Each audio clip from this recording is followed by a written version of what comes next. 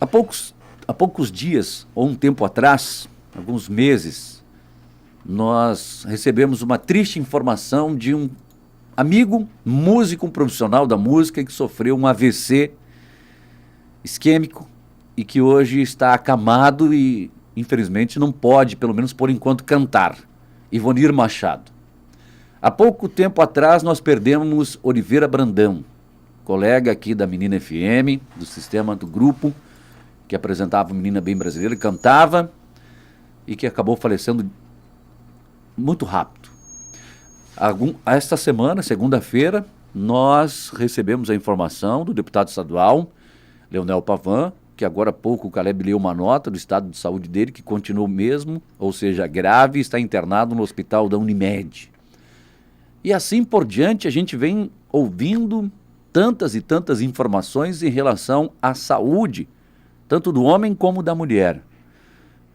É preocupante. Quais os cuidados que a gente deve ter para evitar que isso aconteça? Isso tem idade para acontecer, ou seja, o jovem, o adulto, o idoso. Como que a gente pode prevenir essa situação? Este é o nosso assunto agora, Caleb. E é por isso que nós recebemos aqui no estúdio da Rádio Menina, Dr. Marcelo Henrique Rovares, médico especialista em gastrocirurgia, especialista em endoscopia, pós-graduado em terapia intensiva. Importância, né? Vamos falar sobre a importância em realizar os exames de rotina para tentar, com antecedência, identificar possíveis situações preocupantes de saúde. Bom dia, doutor. Bom dia a todos, bom dia Adilson, bom dia Caleb, bom dia a todos os ouvintes da Rádio Menina. A gente fica muito feliz em poder estar aqui hoje e tentar esclarecer um pouquinho da importância do cuidado diário, porque a gente costuma muito falar em check-up, né? E a gente tem que mudar essa palavra para prevenção. E a prevenção, ela começa a hora que a gente acorda. Qual é a diferença de prevenção e check-up, doutor? A prevenção é diária. É efetiva, é ativa. O check-up, ele é mais passivo. Você faz a tua rotina normal, não muda nenhum hábito e vai lá e faz alguns exames uma vez ou duas vezes por ano e acha que está prevenido. E às vezes você não está prevenido, você está iludido. Né? Então a gente tem casos de várias doenças e agora nesse momento vocês têm falado aí do pessoal que sofreu AVC e é muito importante isso porque mais de 100 mil pessoas no Brasil esse ano vão ter um AVC. 100 mil pessoas? 100 mil pessoas no Brasil. E há causas em relação a isso? Fatores, doutor? Vários fatores de risco. Nós temos fatores de risco que são os fatores que não são mutáveis, que não são preveníveis. Então a gente sabe que a idade maior que 55 anos, a história familiar positiva de AVC, alguns tipos de raça, então os hispânicos, os japoneses, o pessoal da raça negra, eles têm um risco um pouco aumentado. O risco não quer dizer que eu vou ter a doença. Risco aumentado quer dizer que eu tenho que ter um cuidado a mais, que de preferência eu tenho que fazer uma prevenção e, se possível, ativa. Então, os fatores imutáveis, que é a história familiar, que é o sexo, o homem tem mais chance do que a mulher, a idade maior que 55 anos e a história antiga, isso não muda. O que a gente vai mudar é o hábito alimentar, é o sedentarismo, que a gente faz muito, né? Então, o exemplo do sedentarismo, a gente mora numa cidade extremamente pequena, em territorial, né? Grande de coração, mas pequena em território, e eu falo grande de coração porque a gente recebe todo mundo aqui de coração aberto, né? Balneário sempre foi assim, né? Graças a Deus. Do Brasil e do mundo, né? É. E a gente tem um território pequeno e a gente às vezes faz coisas perto da nossa casa, de carro ou de moto, ou estou vendo bastante patinete elétrico agora em Balneário, e às vezes essa caminhadinha leve dentro da sua condição física, você já estaria prevenindo o teu risco de ter um acidente vascular, um AVC, de ter um infarto ou algum outro problema. Porque são pequenas atividades do dia a dia.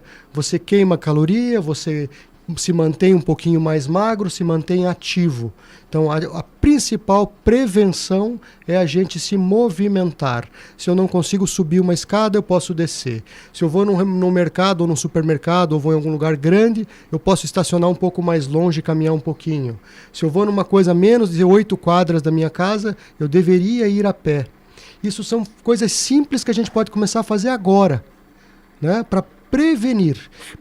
E junto com a prevenção aí vem o famoso check-up. A gente não gosta muito do termo check-up porque não é um termo muito usual para a gente da classe médica, mas ele já está consagrado, né?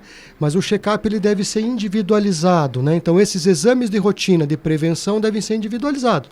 Nós temos que ver o perfil daquele paciente, se é homem, se é mulher, se já é hipertenso, que é uma das principais causas de AVC, a hipertensão. E aí cuidar na alimentação, né, doutor? Aí o sódio é importante. O sódio é o sal, é o shoyu, é o refrigerante, é o chips, é a batata que a gente compra industrializada, são os congelados. Tudo isso é sódio, tudo isso piora o nosso risco, né? Então tudo que a gente puder fazer para evitar esse tipo de comida industrializada é melhor.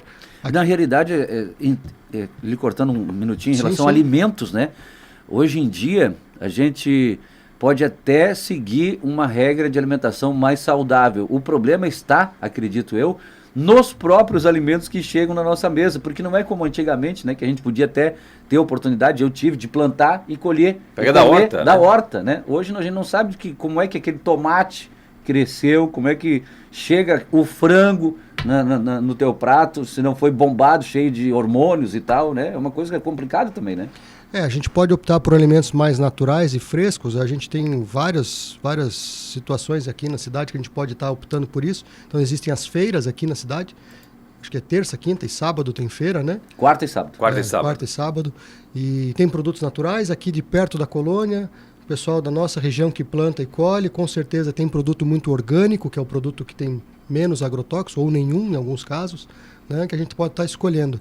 E lembrar um pouco, eu falo sempre que se a gente puder lembrar da dieta da nossa infância, né, todos nós aqui já passamos dos 40, então todo mundo pode lembrar Não, da ainda não, doutor. Oh, desculpa. 32. Desculpa, você é O um... Edson, Só a voz que me o Edson envelhece não um pouco. passou aqui, o Edson. O Edson está com 39. O Adilson já passou. São dois meninos, eu Então, acho que, sejam eu acho que sou eu bem-vindos. o mais velho disso.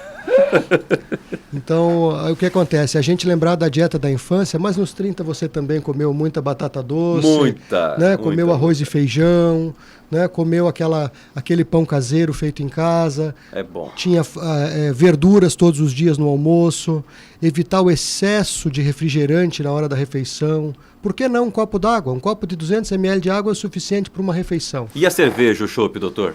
Isso existe algumas regras, né? A gente sabe que isso é uma coisa muito comum aqui na nossa região, até pelo clima, mas existe uma regra que é a dose, né? A diferença entre o remédio e o veneno, às vezes, é a dose. Para tudo. Tudo que for em exagero vai lhe fazer mal. É a dose. Então, por exemplo, o que um homem saudável pode ingerir de bebida alcoólica diariamente sem ter problema ou risco de doença? Em torno de 2 taças de vinho. Pode ser uma no almoço, uma no jantar. Em torno de 2 doses de uísque, né? Isso vai variar um pouco com o peso. O cara que é mais perto dos 100 quilos, pelo tamanho, pela altura, ele pode até ingerir aí 2 taças e meia, até 3. Né? Uma mulher muito pequena, muito magrinha, às vezes vai ingerir 1 taça. E isso é saudável, porque existem alguns tipos de coisas que vão prevenir. Então, o vinho seco, seja branco ou tinto, ele contém substâncias que favorecem a circulação cerebral. E diminui o risco da gente ter o dito AVC, que é o isquêmico, que é o mais comum. 85% dos AVC são isquêmicos. 15% são os hemorrágicos. E os pacientes com maior risco são os hipertensos. E a maior causa do AVC no hipertenso, às vezes, é simplesmente a falta do acompanhamento diário, é esquecer de tomar aquela medicação diária, é não pegar a sua receita, né? Às vezes você acordou de manhã, teve que sair depressa, não tomou a medicação, ou ficou 2, 3 dias sem tomar porque viajou, se ausentou, aconteceu alguma coisa, ou em alguns casos, infelizmente algumas pessoas já têm alguma dificuldade de lembrar algumas coisas, elas esquecem simplesmente de tomar essa medicação. A gente fala de AVC. E a parada cardiorrespiratória também entra nesses mesmos cuidados? Não, aí a parada cardiorrespiratória já é um evento drástico, dramático para todo mundo, seja para o cliente, seja para o médico. Né? Porque aí já pode ter várias causas de parada cardiorrespiratória. Então, um AVC muito grande, um infarto muito grande, um trauma muito grave, um aneurisma pode levar a uma parada cardiorrespiratória. Aí o segredo está em tentar identificar o problema antes de termos a parada cardiorrespiratória. Porque a probabilidade de uma pessoa com parada cardiorrespiratória ser reanimada com efetividade e voltar à vida é muito pequena.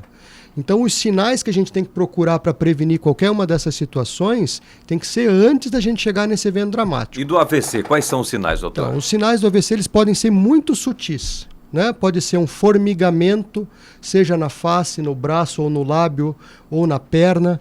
Né? Isso pode ser outras causas, não necessariamente todo formigamento é causa de AVC. Um esquecimento, uma confusão repentina, né? Uma alteração na fala. Então a gente fala que primeira coisa a gente tem que perceber, se a gente tem dúvida que um familiar nosso tem um AVC, peça para ele piscar os 2 olhos fortes. Se um olho piscar diferente do outro, que era normal, ele pode estar começando. Se peça para a pessoa fazer biquinho ou assoviar.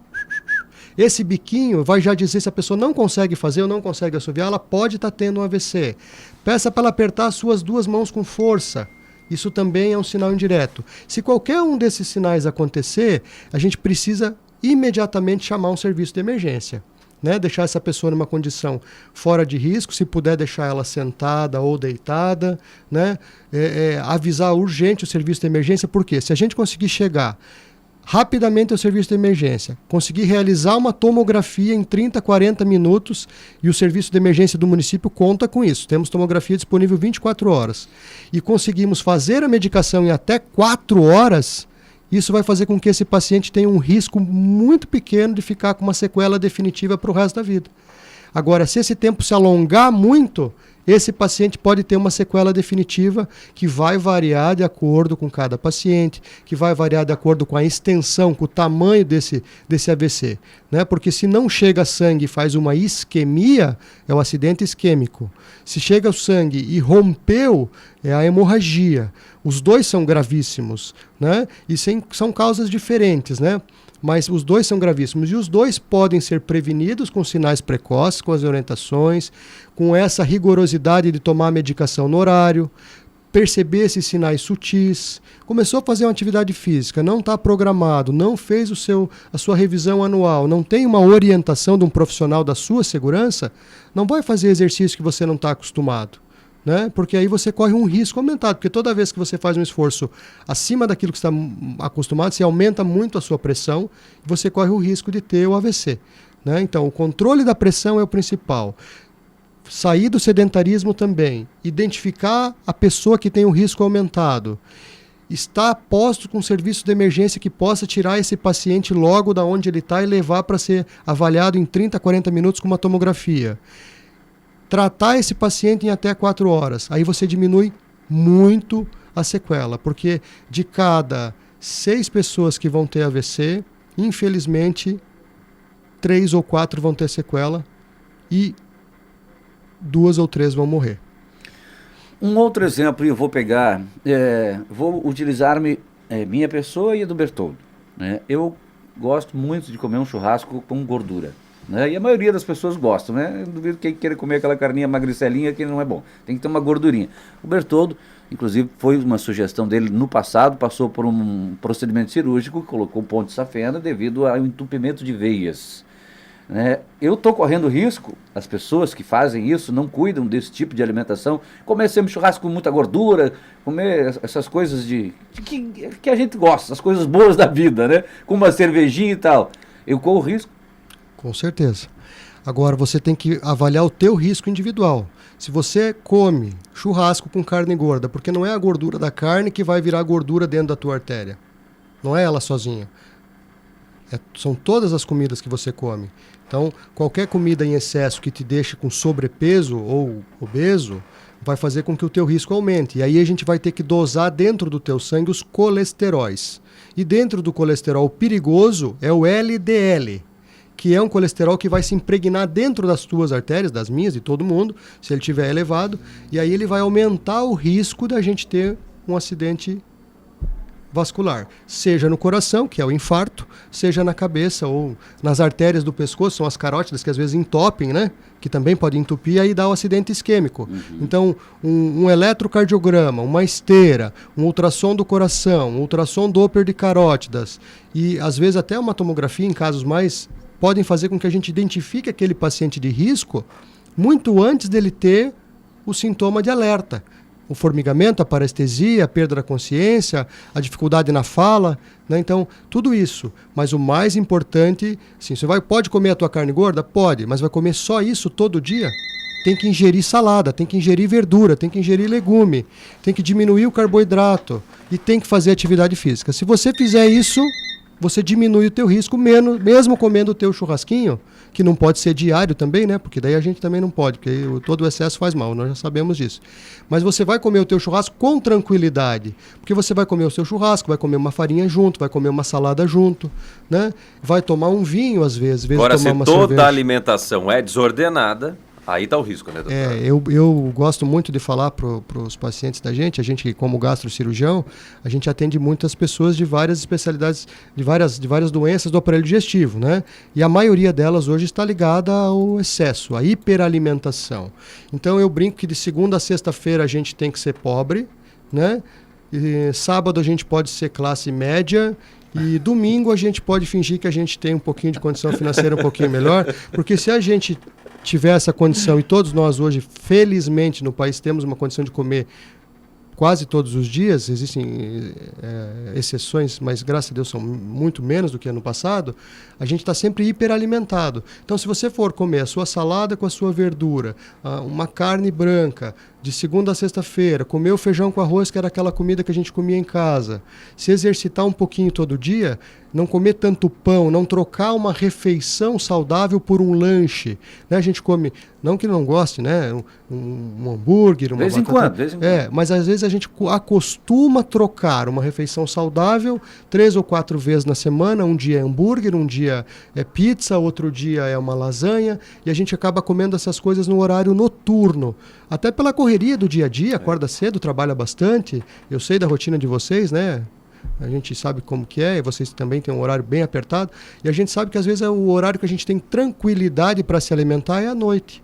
Então vamos comer uma boa salada antes, vamos comer uma verdura. A gente esqueceu muito do atum, que faz muito bem, a gente esqueceu muito da sardinha, que faz muito bem, ômega 3, ômega 6. O ovo, que todo mundo fala agora que tem que comer ovo. Isso, o ovo, ele, graças a Deus, ele voltou à moda, né? Nossa Porque é um alimento Senhora, saudável. Né? O grande detalhe do ovo não é o comer o ovo, é como comer o ovo. E como comer, doutor? Não frito. Cozido. Cozido, assado, mexido, omelete. Então isso é um ovo saudável. Você pode colocar junto uma cebola, um tomate, uma salsinha e fica uma coisa saudável e gostosa e não é de risco para você. Cuidado com o óleo de soja ou o óleo mesmo de oliva na frigideira, né? A gente sabe que esses óleos fazem mal e quando aquecidos fazem mais mal. Então se puder fazer sem óleo ou com um pouquinho de manteiga e a tão temida banha... que e o ovinho frito no teflon, mal, aquele... Esse é o perfeito. Agora tem até a moda de fazer o ovinho frito na água, né? Dá para fazer na água. Tem vídeos aí no YouTube, aí se você for olhar, fazer o ovo na água. Mas eu acho que o mais fácil mesmo é o antigo ovo cozido na coisa, ou o ovinho pochê no micro-ondas, né? O ovinho no teflon também é bom. E o ovo é um excelente alimento para amanhã, principalmente para as pessoas que têm mais de 60 anos, precisam ter sempre uma energia boa. Claudete, o pessoal aqui sempre tem. Sempre. Cuidando da alimentação. É um ovinho muito bom, faz bem, não faz mal para ninguém. Doutor Marcelo Rovares, muito obrigado pela presença aqui, pelas explicações. E o negócio é prevenção, não check-up. Prevenção. Quanto mais a gente prevenir na alimentação e visitar o médico regularmente, não adianta só também ficar achando que está comendo bem, que está fazendo tudo certo, né? Porque aí não adianta. Doutor. Eu só queria lembrar uma coisa muito importante que a gente esqueceu de falar aqui, que é o tabagismo, é o cigarro, gente. Opa, é importante. O cigarro é uma das maiores causas de problemas cardiovasculares. Então, seja o AVC, o derrame, seja o infarto, seja as doenças que vão entupir as artérias e as veias, é muito, muito importante que o quanto antes a gente pare de fumar. Graças a Deus o cigarro caiu de moda. Tô livre. Eu me livrei. Verdade. Não é fácil, a gente sabe quantas vezes tem que tentar para parar, né? Não é na primeira, não pode desistir, tem que persistir muito para parar. Aí eu vou dar uma dica que eu falo assim, você consegue fazer qualquer coisa desde que você tenha planejamento e tenha cuidado. Então uma dica que eu sempre uso para aquele paciente que procura e me pede, mas como é que eu faço para parar de fumar? Eu nunca consegui. Eu falei assim, você consegue, a partir do momento que você teve a vontade de acender o seu cigarro, aguardar 2 minutos com ele na mão? Consigo, acho que qualquer pessoa consegue. Então hoje você aguarda 2 minutos entre a vontade de fumar e acender o seu cigarro. 2 minutos apenas. Amanhã você aguarda 3. Depois da manhã você aguarda 5.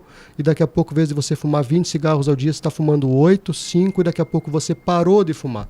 Claro, se isso não funciona, procure alguém da sua confiança. Existem campanhas nacionais, existem cadastramento, até na nossa secretaria do município, não sei se ainda está ativa, mas acho que até pouco tempo estava, uma campanha para você vai lá, faz todo um cadastramento, você recebe a medicação que te ajuda a parar de fumar. E ainda, se possível, ainda faz os exames preventivos. Então, hoje a gente precisa ter orientação, a gente precisa buscar ativamente essa melhora de qualidade de vida, que a gente veio buscar isso em Balneário, muita gente vem para cá após os 50, 55, 60, aposentou-se, trabalhou uma vida toda e vem para Balneário Camboriú procurar ser saudável, qualidade de vida. E aí a gente vem e tem que prevenir, né? Procurar se orientar, seja na alimentação, seja nos cuidados do dia a dia, seja de não furar a medicação, que isso também é muito perigoso, né? E ter sempre uma pessoa de confiança que a gente possa acessar aquela pessoa em poucos minutos que vai nos ajudar, porque também existem muitas pessoas aqui no nosso município que moram só. Isso a gente tem que lembrar também, e isso é muito importante porque, como eu já disse, 30 40 minutos para fazer a tomografia, 3 a 4 horas para iniciar o tratamento, faz com que uma pessoa que mesmo tendo um acidente vascular cerebral grave, possa voltar às suas atividades normais. Tudo bem. Um pouco de dicas, a gente podia ficar uma manhã inteira falando sobre saúde, que saúde é muito importante, muito né? Bom, é. Mas muito obrigado, doutor Marcelo Rovares, pela presença aqui novamente. Um ótimo trabalho de sexta-feira, bom final de semana. Obrigado vocês, obrigado pela oportunidade. Espero que a gente tenha esclarecido um pouquinho. A gente sabe que é um assunto muito extenso e que gera muita dúvida também. Mas eu acho que agora, se as pessoas, sabendo disso, vão procurar, vão se orientar e vão tentar mudar. Mudar um pouquinho por dia, chegamos lá no final do ano um pouquinho melhor. Obrigado a vocês, obrigado pela oportunidade, obrigado a vocês, ouvintes da Rádio Menina, essa tão prestigiosa rádio que nós acompanhamos já há 12 anos desde que chegamos aqui em Balneário. Muito obrigado. Muito obrigado, doutor.